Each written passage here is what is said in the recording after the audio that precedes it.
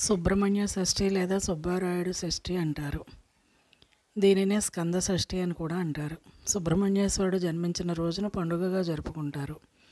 ముఖ్యంగా తమిళనాడులోని సుబ్రహ్మణ్యేశ్వర స్వామి దేవాలయాలు, కుమారస్వామి వార్ల దేవాలయాలు కల ప్రతి చోట ఈరోజు విశేష పూజలు జరుపుతారు.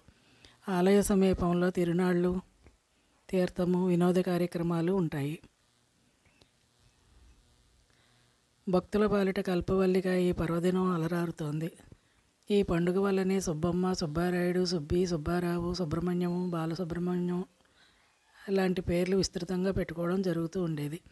శివుడి రెండో కుమారుడైన సుబ్రహ్మణ్య స్వామిని ఈనాడు ఆరాధిస్తారు.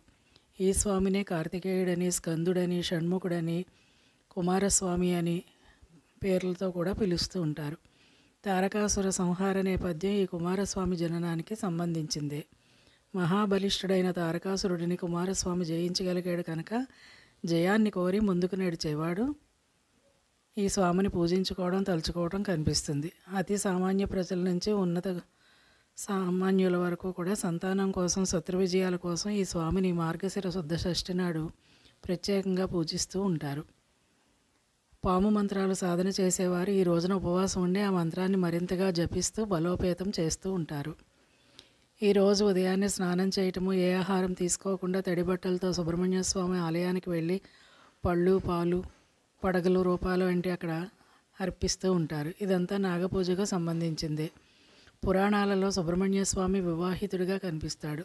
వల్లీ దేవసేన సమేత సుబ్రహ్మణ్య స్వామి కళ్యాణాలను అందుకే ఈ షష్ఠి నాడు చేయటం కనిపిస్తుంది. అయితే కొంతమంది వివాహం కాకముందు బ్రహ్మచారిగా ఉన్న సుబ్రహ్మణ్య స్వామి మూర్తిని ఆరాధించే పద్ధతి కూడా ఉంది. వస్త్రాలు సమర్పించి భోజనం పెట్టి గౌరవించడం జరుగుతుంది. షష్ఠి నాడు ఉపవాసం ఉండి మరుసటి సప్తమి నాడు బ్రహ్మచారి బ్రాహ్మణుడికి భోజనం పెట్టడం కూడా ఆనవాయితీ. తమిళ ప్రాంతాల్లో ఈ రోజున కావడి మొక్కు తీర్చుకుంటారు. ఈ కావడిలోని పంచదారను పాలతోనూ నింపుతారు. ఆ కావడిని మోసుకుపోవడమే దీనిలోని ప్రధానాంశం. పంచదార, పాలు అనేది మొక్కును బట్టి ఉంటుంది. ఇంకా సుబ్రహ్మణ్య షష్ఠి వెళ్ళగానే వానలు కూడా తగ్గుతాయని కొందరు నమ్మకం. అలా వానలో తగ్గాక చేసుకోవాల్సిన పనులను చేసుకోవడానికి అనువైన కాలంగా రైతులు భావిస్తారు. సుబ్రహ్మణ్య ప్రతిష్ఠ చేసిన వారికి సంతానం కలుగుతుందనే నమ్మకం ప్రజల్లో ఉంది.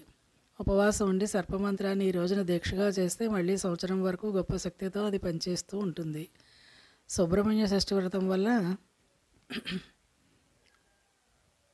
ఈ వ్రత విధిలోని దానాలే సమాధానం చెబుతూ ఉంటాయి. మార్గశిర మాసం అంటే చలి ఎక్కువగా ఉంటుంది. ఈ మాసంలో చలి బాధను తోటి